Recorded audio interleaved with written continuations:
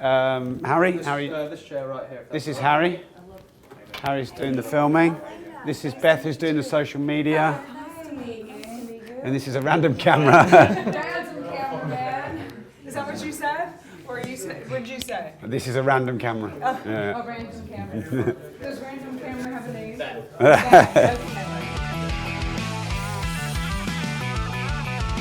Elena, thanks for coming on the podcast. Oh, thanks for having me. My pleasure. Yeah. So I was doing a little bit of research. Now I had to write all this down because you have done a lot.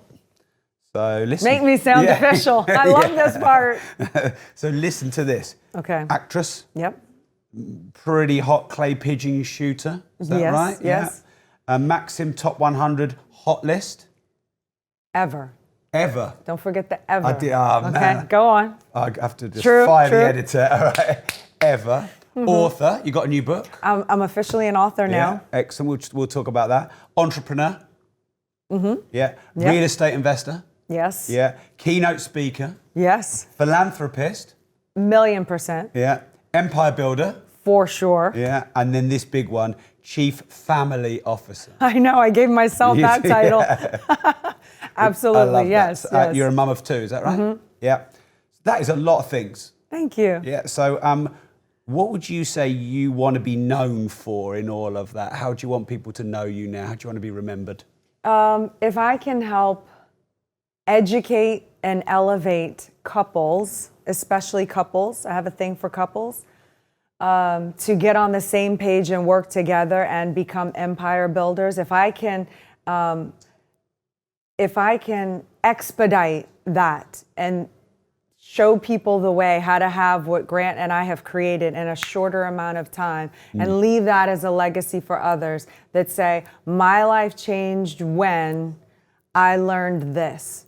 And that would be like my dream. That would be my dream. If I made a difference in the world on a massive level like that, I would be really proud of myself. Okay, cool. So, I worked with my wife for a few years and then she fired me and basically just like, no, I'm not working with you anymore. And you've been working with Grant, it's got to be 15 years, would you say? Something like that, is that about right? Yep. So you and Grant have done better than me and my wife. We got 5 years and you're like 15 and still going strong. So what makes a successful partnership business and of course relationship as well? How have you managed to go so long and still want to inspire others to do it? There's a few key things that we have. First and foremost is we have the same mission. We have very big goals and aspirations. And when you set them so big and outside of the realm of ever ridiculous. We want to reach 7 billion people on this planet. It's a ridiculous goal. It's going to keep us busy for a long time. When you set something up so big, all the little stuff, all the normal little fights, you don't have time for because you want this big thing. So that's one.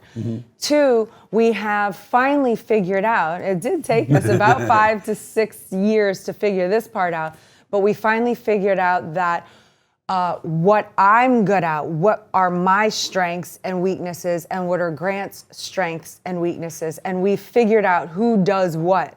Because before, I'm very strong, powerful, independent woman from Los Angeles. I was an actress. Men don't tell me what to do, you know? And so that was the mentality that I came from, but in a relationship, when you're operating as a unit, he became my enemy and not my ally.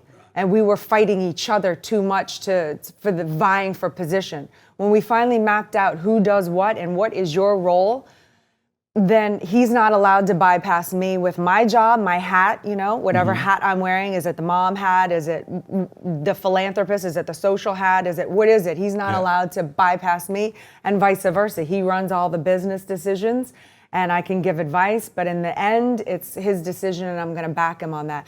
So we really don't fight each other now, we work with each other. I run pretty much the PR of the entire family because he's horrible at it. He's blunt, he says things that are misinterpreted by other people. I understand what he's trying to say. So I'm constantly going like this and putting out all the fires and, you know, but we have those, but I understand his strengths and his weaknesses and vice versa. And we collaborate with each other and really build each other. And it's not he against me anymore. It's us. When he wins, I win. When I win, he wins. Yeah. So it's not like, oh, he's doing so great and he has this life and I have nothing. It's like, no, he has this life and he's doing so great because we created it together. Whereas a lot of relationships I find have this push-pull where, she might be doing great and the guy is not financially doing well, but so he feels weird because they haven't come together and saying we're all in on each other. So there is no difference between the two. It's us and how can we elevate, each other up quickly. So in your roles and responsibilities, does he just like give you total autonomy and let you crack on? Or does he like to be involved in some decisions and vice versa? It goes both ways, he definitely likes to have his input. He's used to being the boss. He's used to calling the shots. He's used to telling people what to do.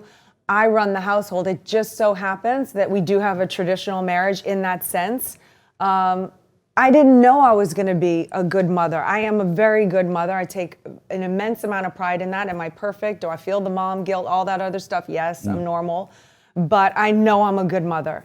And so I run the family. I make all the decisions where they're gonna go to school, the homeschool, to the clothes, to the this, to the who we're hiring that's gonna nanny that. Every decision is my decision. So if I bring in a bad apple, that falls on me. And I have to handle that immediately. If the kids start acting up and they're fighting, that's my product. That my kids are my children. That's my, for lack of a better word, those are my products. Those are my statistics. That's how I can see when the kids are doing really well and thriving. I know I'm doing a good job. When they start fighting with each other and I know I need to jump in and handle what's going on.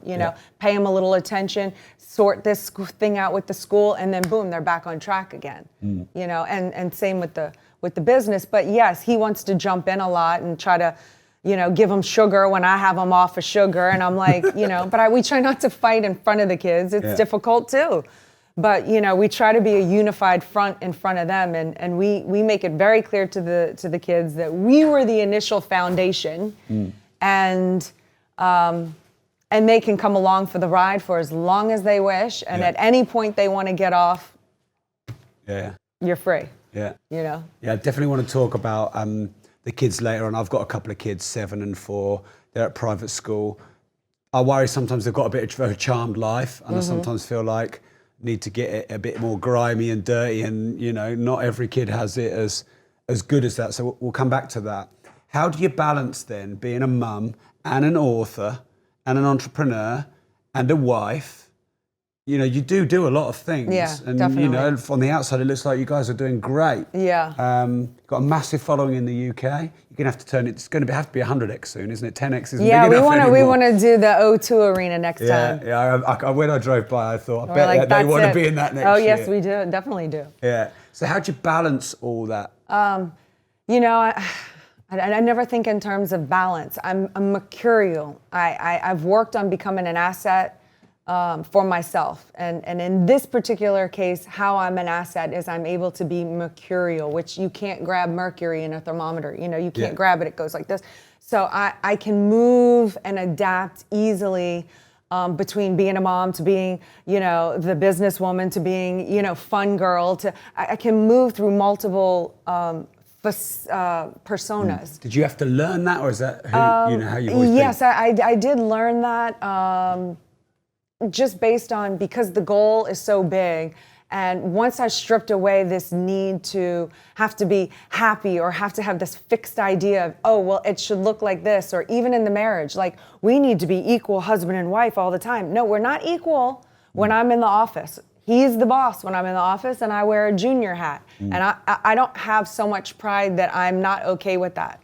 Do you know what I'm saying? Yeah. It's just, I'm willing to do whatever and be whoever to get the mission done, which is to reach 7 billion people, because I know if our material gets to 7 billion people, we will have made a difference and people will be helped. I believe in our product. I believe in Grant. I'm his biggest fan. I know that he's helped me, and I've seen the impact of the lives that he has helped directly. So I'm willing to sacrifice, whether I want to do something, whether I don't want to do something. It doesn't matter. I do it anyway for the greater cause. Sacrifices are like, there's many sacrifices. I'm a woman, sometimes Is that a sacrifice? No, that's not the part. Being a woman is very difficult. I give all women hats off because that is challenging. But I want to learn that's not what I was about going to this. say. Being a sacrifice, Why what I was going to say hard? was that I am a woman and I am a romantic. Now, Grant is an animal and he is a beast and he is an entrepreneur. And I need him to be that. The sacrifice comes in where the romantic woman in me wants him to come home from the battlefield and not come in the door. The fantasy, from watching all the movies, wants him to come in and pick me up and carry me over the threshold. And I've missed you so much and I'm so in love with you. But that's not reality. That's a sacrifice. The sacrifice is when he comes in the door, because I want this, because I chose this. The sacrifice is when he comes in the door, there's going to be daggers. And I understand that, and I'm willing to take the hit because of all the good he is doing. Yeah. I mean, the metaphorical hit. I'm with a man who loves and protects women and children. He's never laid a hand on me. So I just needed to clarify that. Yeah. But I mean, that edge, that roughness, the gruffness. So that's a sacrifice, that I make all the time. Just being here, jet lag, being from event to event to event and doing a podcast. I have to do this because I want to be known to the English market. I want them to know who I am. But am I exhausted? Would I maybe rather be getting ready for bed? No, of course you wouldn't. You'd rather be here on my podcast. Well, before I came here, I may have wanted, but now I'm here and I'm energized and I'm so happy to be here. But those are the moments before where I'm like, oh my God, I'm so tired. Can I do this? Yeah. But it doesn't matter. I don't go by how I feel. Because the mission is so big. The mission. I have such a drive to be bigger than who I am as a normal person. I'm going for extraordinary. Yeah. I want to make an impact and I want to leave a legacy. Yeah. And people aren't going to know me because I flew in a brand new G550. People are going to know me that I help them and I help their families and I help them to help themselves and their families. And that could make me tear up because that's something I would take serious pride in. So you said earlier, I'm a bit of a softie on these interviews. I don't ever really like making anyone uncomfortable. I like interviewing people I admire. I interview a lot of people I'm fans of. But you said it, so I'm going to go there. And you said it's hard being a woman. Why is it hard being a woman? And I'm not trying to get under your skin. I want to know because God. For me, I help a lot of people as well. And I am help, size doesn't matter, but I help a lot of people and I know what I can do. And I have a lot of women entrepreneurs who follow me. And I don't know what it's like when you're trying to raise finance with a guy who's also trying to get in your pants and you can't work out the difference. Or, when you're trying to juggle your kids for 60 hours a week and trying to get your head into business. Because I'm a man and I want to understand. I want to understand so I can help more women. And I want to understand so all the mumpreneurs and women who listen to the podcast can, help themselves be more successful or whatever they want to do. So why is it hard and how do you deal with it?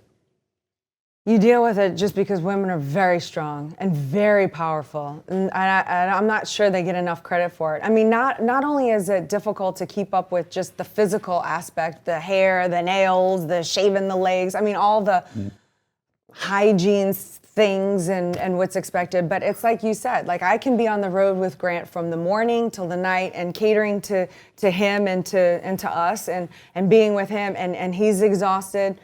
Maybe some more exhausted because he's done the speech all day long, but me too.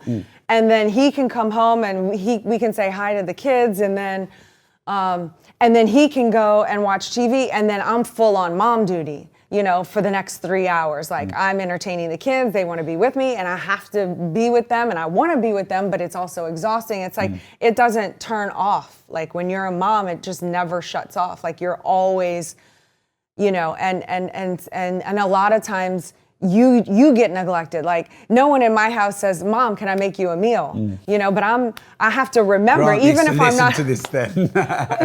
It's okay. That's not his role, But that's what makes it difficult. Is there, that I'm expected to look after, and I'm not complaining. You just asked me because I understand this is my role.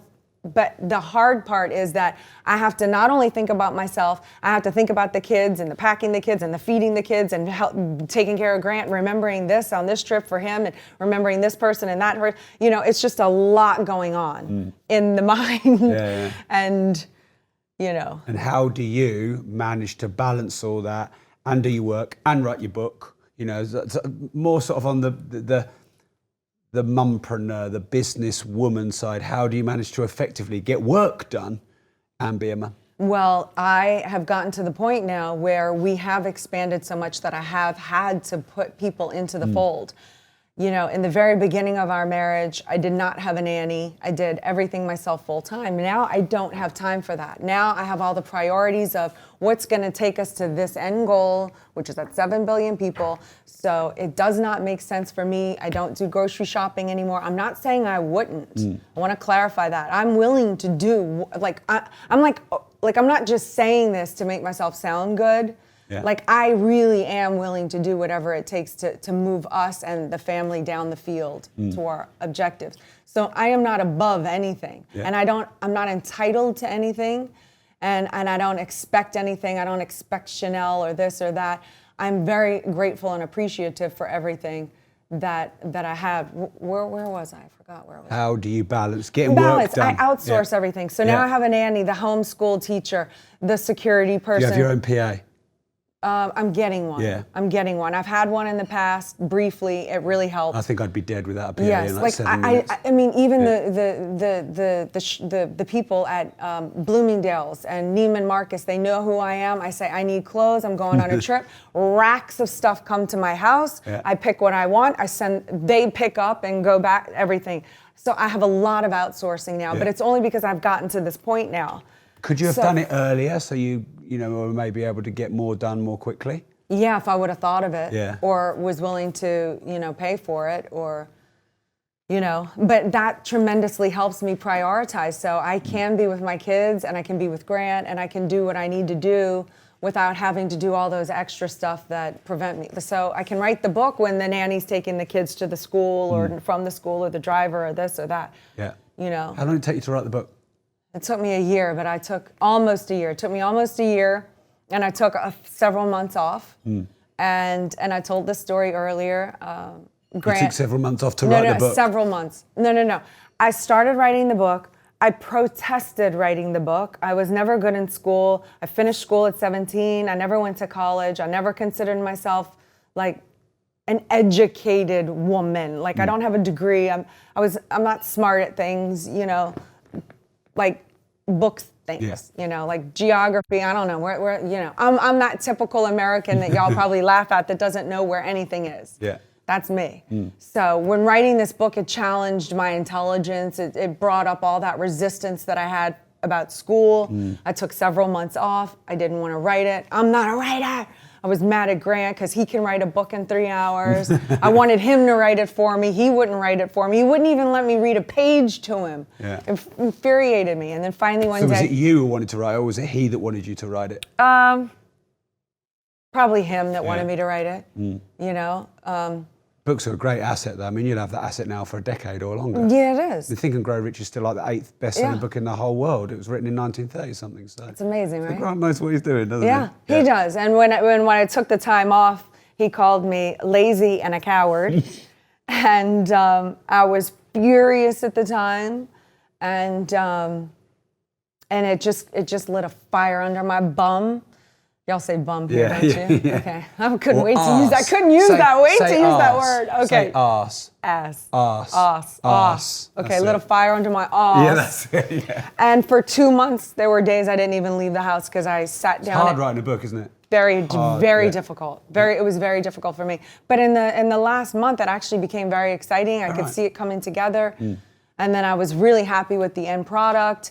And now I'm going around, I'm speaking to Women Empowerment Expo, to all these women. I speak at all these things, podcasts talking about my book. Now I'm so proud of it.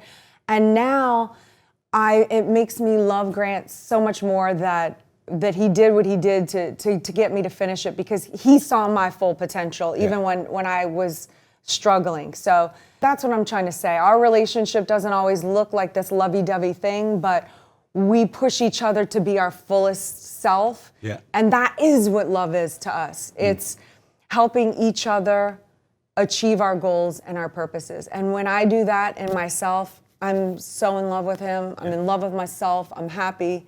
And when I help him do that for him, that's the greatest love I can give him. I don't need him to put away all of his work, lock up all of his stuff, and hold my hand while we watch a movie and say, this is your proof that you love me. Yeah. No, your proof that you love me is actually when you call me lazy and a coward, so I can finish this book, so I can have pride and confidence and step up my level of game. That's love for me. Yeah, great. Wow. I almost don't want to change the subject from love, but I'm going to have to. Yeah, go ahead. Yeah. So your book's about building an empire. So what does it take? What is building an empire? What does it take to build an empire? It takes a lot of things to build an empire. First and foremost, you have to know your purpose and who you are, what you represent, what you're willing to stand for.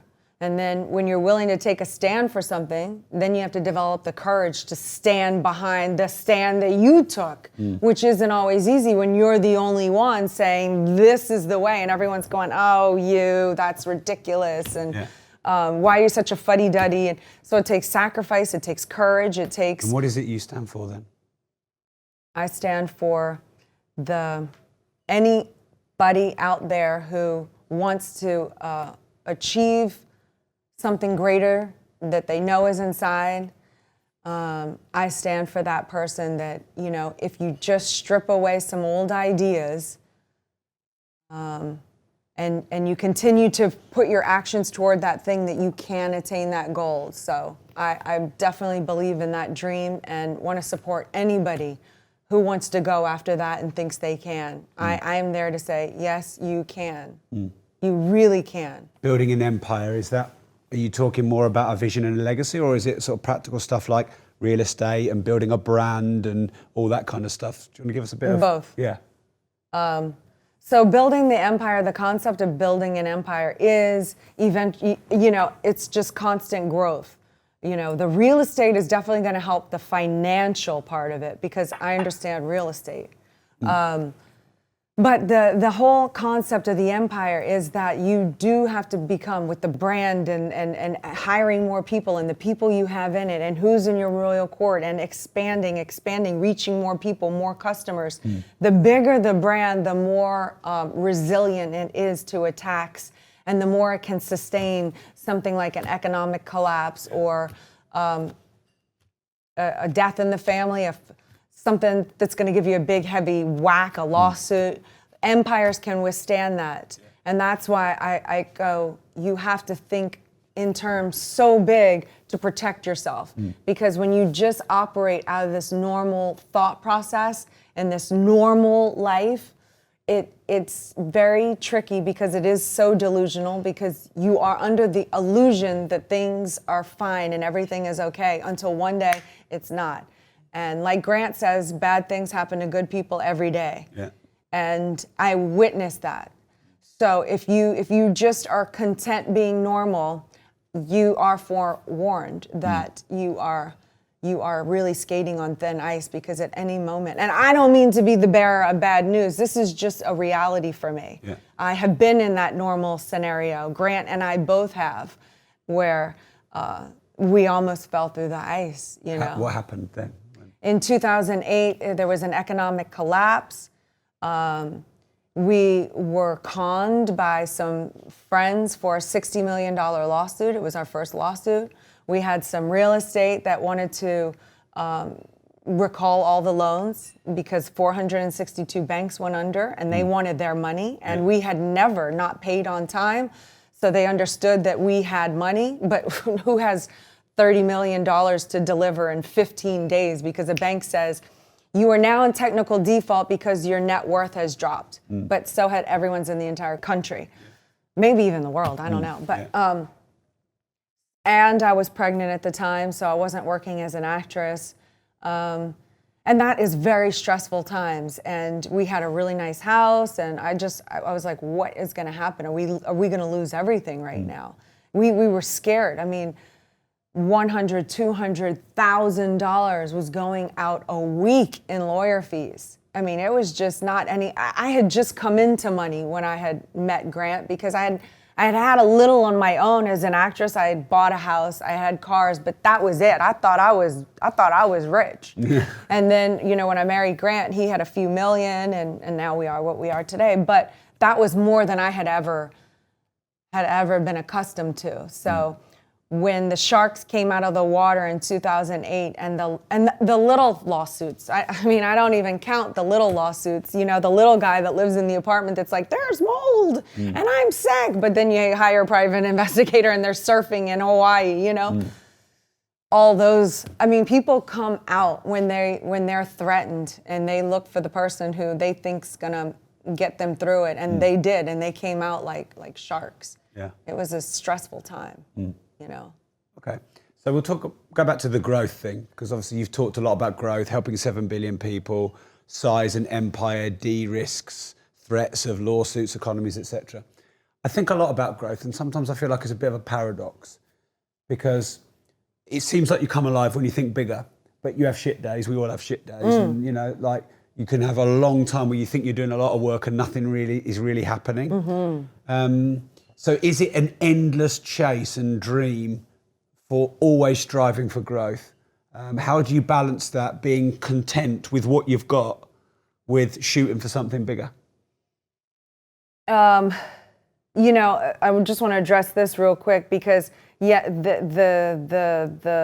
goal or the trophy, once we've achieved the ones, they do become, there's a new target and a new target and it is an endless cycle. I am grateful for the achievements that we have had along the way, but also in the long-term goals that it's going to take years for fruition. Most people don't realize that. They want things overnight and they think it's going to happen in 6 months. It took us 10 years to pull out of that thing to get to where we are now. There just wasn't social media, but it's very important along the way, while you're waiting for this, which is way out here, to give yourself small, attainable goals that you can see, wow, I hit that, so you can have little achievements along the way, so you're not constantly like overwhelmed, like I'm never gonna get there and this is horrible. That's when I feel that way, that's how I balance it, I guess, is I start subdividing what's the little targets. And then I'm like, I hit that, and I get more senses of wins and victories. Some people say, I mean, this is not coming out of my mouth, but some people say, well, when does it ever end? You know, when does the endless chase ever end? I don't understand those people. No. I don't understand that logic. I mean, I'm in a race against time right now. I feel I've put so many goals there that are so massive for me to attain that I feel like it's almost impossible for me to reach it in this lifetime. So for me, there is no end. I am struggling, I am running, I am racing, I am pushing and fighting as fast as I can to get as much as I can get done in this lifetime. So there is no end, because I feel like I'm gonna end before I get there, you know? So there's no end for me. And I don't wanna end. I love what I do, and I'm a spiritual being. I believe that, you know, no matter, you know, religion, we don't need to talk about religion, but I know that I'm a spiritual being. I'm not just this body. So what's a spiritual being? A spiritual being is a source, you know, a spirit. I am not this body. So when this body dies, it's like clothing. It's just going to go there, and this spirit lives on. So nobody can kill me. They can kill my body. They can never kill me. You can never take anything away from me. You can take away all my possessions. You cannot take away my experiences, my dignity, my courage, my pride, my strength, my power. That is my spirit. And that comes with me, and nobody can touch that. And it's going to live forever. I don't know where, whether in another body or in heaven or wherever you think. For me, I have a certainty that I survive through. So in this journey and this piece of clothes, I intend to do this to set me up for the next, because I want to continue to do good, even when this drops away. Yeah. All right. I hope I'm in that lifetime as well. So how's your life changed? All the things you do now, you know, with Grant and your companies, and in your business empires and your authoring, versus, you know, when you were an actress And you know, the sort of the before, like, I don't want you to say that Grant's the before and after, because you are you, but obviously you've built a business together, an empire with Grant. Yeah. And then there was the before that. How's your life different? Oh my God.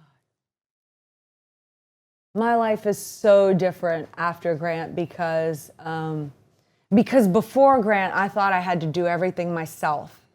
And it was a constant struggle. I had a lot of accomplishments. I had a lot of victories, but I had no idea that with partnering up with the right person, that I could really find my power as myself through the aid of somebody else. Like, I thought everything. It's definitely a pre and a post Grant. Yeah. You know, and pre-Grant.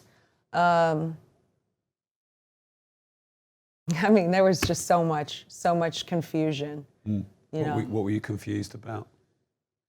Well, in my teens, I was confused about life and death kind of stuff. A friend of mine had passed away, and when I was 14, I wasn't ready to deal with that. So I turned to drugs and alcohol to kind of numb that part of me out. And so it was just, I didn't know who I was or where I was going or what my potential was. So all I knew is I had to get out of New Orleans if I thought I was gonna survive. Yeah. So that's when I used acting to move to Los Angeles, because I was like, oh, that's my out. So then I went to Los Angeles. I cleaned up a little bit, not totally. I was never an addict, but like when I party, you know. I recreational partied very well. Yeah. And you know, it looks fun on the surface, but anyone who does drugs, who's honest, or drinks alcohol, I mean, alcohol is a depressant, drugs, the certain types, stimulants, depressants, in the end, they're depressants, you know, and they pull in a lot of negative stuff, and you do lose your self-confidence, and you do lose your self-worth over time, even if it's just letting your friends down. You know, you're supposed to show up for something, you don't show up, you slept the next day. I mean, little stuff like that, you know, you just become a disappointment to yourself and to others. Yeah. So that happened, and you do enough accumulations of those, which I did, that mount on top of you, you know, that you don't have the ability to walk into a room and be there comfortably because you have all this, you know. And was there a turning point or something that you remember happening that changed things? You mean for the drugs? Yeah, to just move out of that kind of old, confused life. Yeah. It was, the last time I did drugs was December 31st, 1999, when it turned to 2000. I said, that's it. I had done most of my life from 13. The first time I smoked pot was on my 13th birthday. And up until that day, I said, I've done my life this far, and I'm not where I want to be. And now I need to try to see what life is without it, and what is that going to take, and what courage does that take to, you know, anyone can go through life taking a drug and using oh, I need this to become funny, or I need this to be talented, or this enhance, you know, whatever. But what does it take? And I did not know that life. And so that was the turning point where I said, now I'm going to stop that and see what this is, and see if I'm able to turn my life into what I really want it to look like. Yeah. You know? I heard a little rumor that Grant chased you for a long time. Is that right? Yeah. Yeah. Yeah. What, was there a reason you made him wait for a long time? There was a reason. He wasn't my type. I moved to Los Angeles when I was 17. I didn't know anybody. I took care of myself since I was 17 years old. I met him, I think, when I was 27, 28-ish, maybe 28, yeah. And look, I was in LA, I worked on hot rods, I owned a number of hot rods. I actually knew, you know, I hung around guys, a lot of guys. I was sporting clay champion, I was an actress, I traveled the world, I was a model, I went around the world. You leading up to say you were too good for Grant? Yeah, Is that, yeah. I'm saying I dated, without trying to make myself sound like a groupie, I dated actors and musicians and I'm glad he's not here. you know, and guys looked a certain way.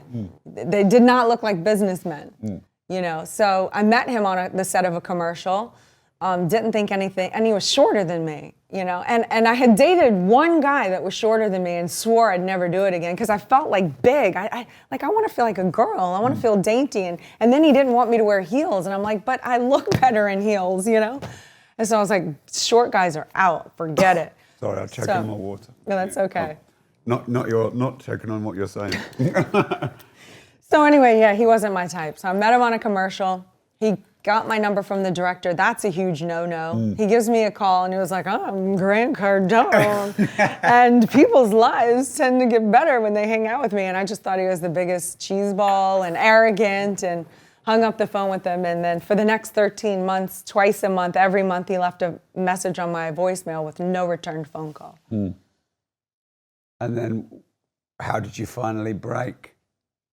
I am so predictable. I hate myself. Because he became friends with one of my girlfriends, and then he found out that I like shooting.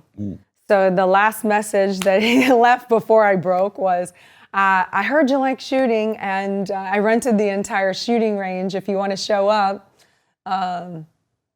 then we can shoot together. And, you know, I'm single chick, and I'm like, okay, if he wants to... Shooting wasn't cheap, you know? And so I was like, okay, I like guns. I'll show up to that, you know? Yeah.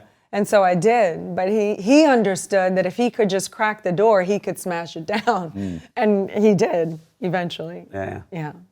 Great story. Back to the kids. Okay. So do you ever think of if you want to raise your children to be entrepreneurial and business people, or, you know, if they may be a professional like a doctor, a dentist, a lawyer, do you ever think about that path for them? I think about raising my children to be productive members of society, happy, healthy, contributing. So what they choose with their profession is totally up to them. And does Grant see it the same way? I think so. Yeah, you know.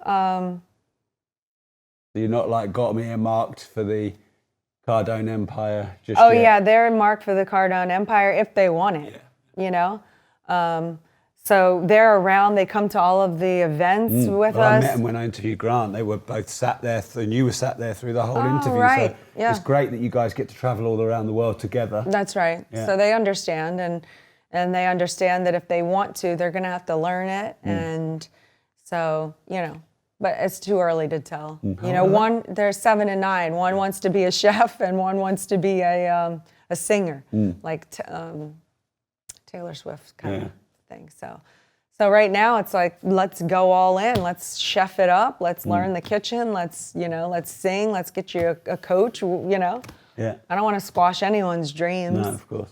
And you let them try anything and just sort of work out what they seem to enjoy. Yeah, definitely. You know, I want them to go for life. I don't want them to be scared of anything. No, cool. And are you ever concerned that because they're in a, you know, not privileged? Yeah, I don't like to, this is not my words, so I'll say society's words, they're not my words.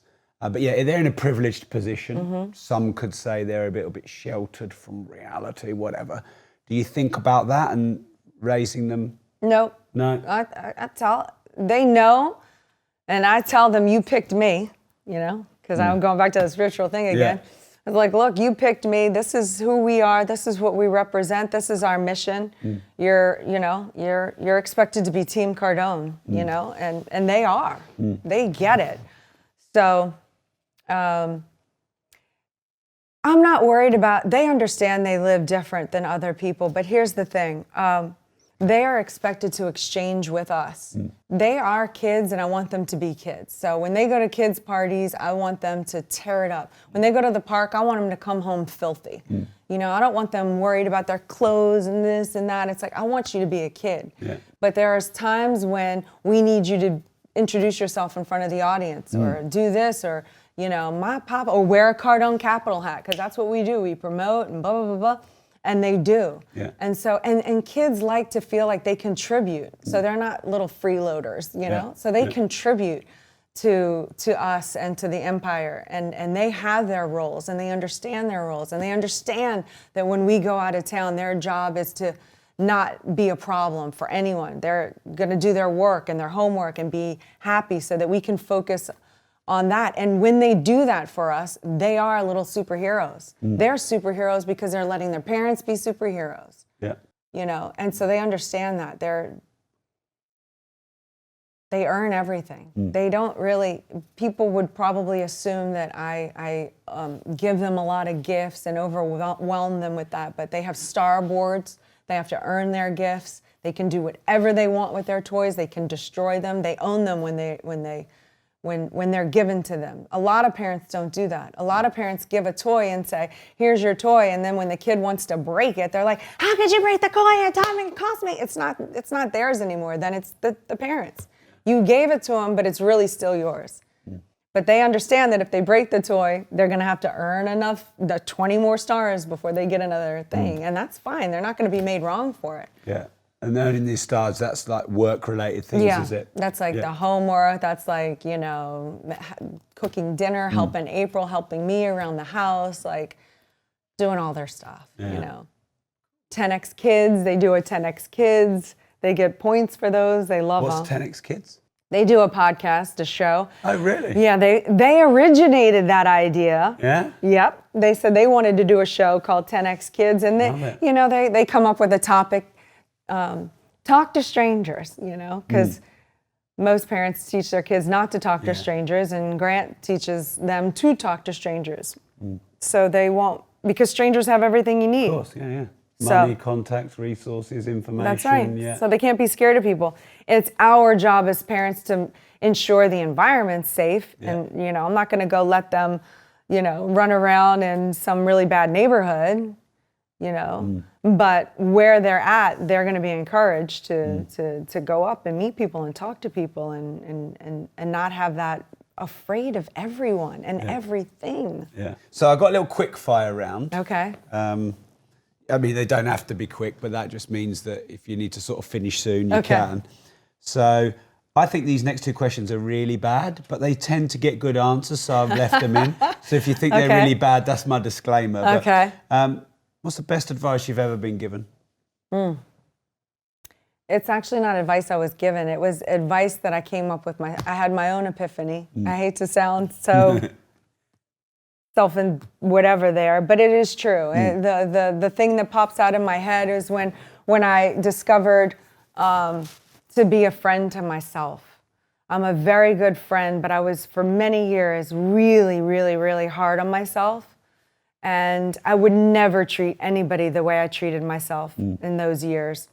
And when I learned, you know what, I can make a mistake, I can correct myself, I can forgive myself, I can make it up, and I can move on and continue to love myself in that process. When I really figured that out, it was very rewarding for me. Yeah. And that's what I would want somebody else to know, like, be your own best friend.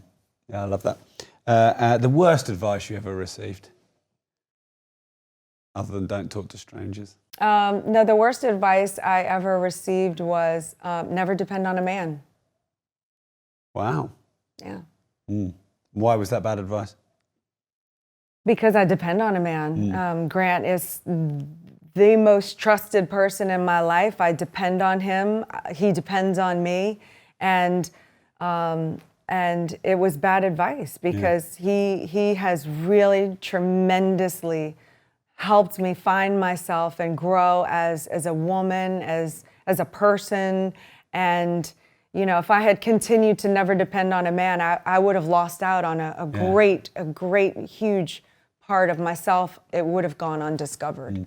I think I need to say something about that because I don't think I've ever heard anyone say that on my podcast, but I think it's what you've said is a fantastic advice. And, you know, there seems to be this thing where we have to be independent. Independent working, you know, being the boss. You can't ask for help. You can't show weakness, all this kind of stuff. For me, it's all nonsense. Like, I have 2 PAs, and without them, I wouldn't be able to run my life. Totally. And I depend on them. I depend on my wife. depend on my kids for enjoyment and happiness. I've got, I mean, you know, like you guys have got a big organization, you know, like probably not as big as you guys, but I have 80 staff, and without them, I would not be able to grow my business. We've got these guys going here, doing all this great technical work. I don't know how to, barely know how to do a live feed, definitely can't do the camera work. Exactly. Like, everybody thinks they have to be successful themselves, you know, be strong, be independent, but I would be nothing without depending on all the people I depend on. 1,000,000%. And I think people are scared that if they depend on someone, that person will let them down. That's right. Screw them over, treat them badly. Right. But there's other people that can come into that space. I've had loads of good staff leave, thinking it's the end of the world, and then I find, you know, someone other better. Good staff come back in, or whatever. And we've all been dumped, we've all been felt alone.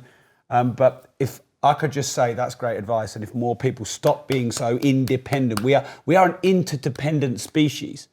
That's like right. Someone cooks for you, and I don't mean like in the posh sense, but you know, for you to eat food, it needs to be manufactured, produced. There's this massive supply chain of people that you depend on just to eat. 1,000,000%. And then you serve someone else by creating information or products or whatever. And we are an interdependent species. Yeah. I guess that's why you want to help your kids, you know, give to society, to produce for society, so they become useful. So yeah, great. No one's ever said that on the podcast, but yeah, everyone does say never depend on anyone. Yeah, you know, I think that's just weakness say to say become strong enough to be able to take a blow, and strong enough to deliver a punch. And if you have those two things in order, you're fine. You know, you're gonna get hurt. We live on a planet.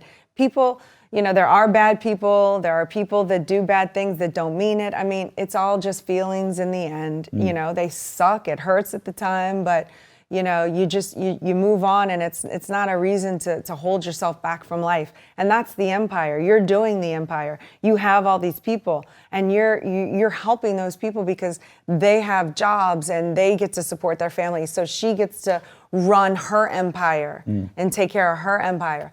And that's the other thing. So many people think they have to work for themselves in order to be, you know, the boss, but don't the people that work in our company, like, they are the boss of their empire, and them contributing to us. It's just like you know, we feed each other and we help each other grow. I don't want to be the only person in our company that's doing well. I want us all doing well. You know, I want us all growing together. That is the statement. That is the mission. Yeah. You know? They have this little phrase in England, and they may have it in America, so forgive me if I'm telling you something you already know, but they call them intrapreneurs, which are like entrepreneurs who are employed or entrepreneurs who work in an organization.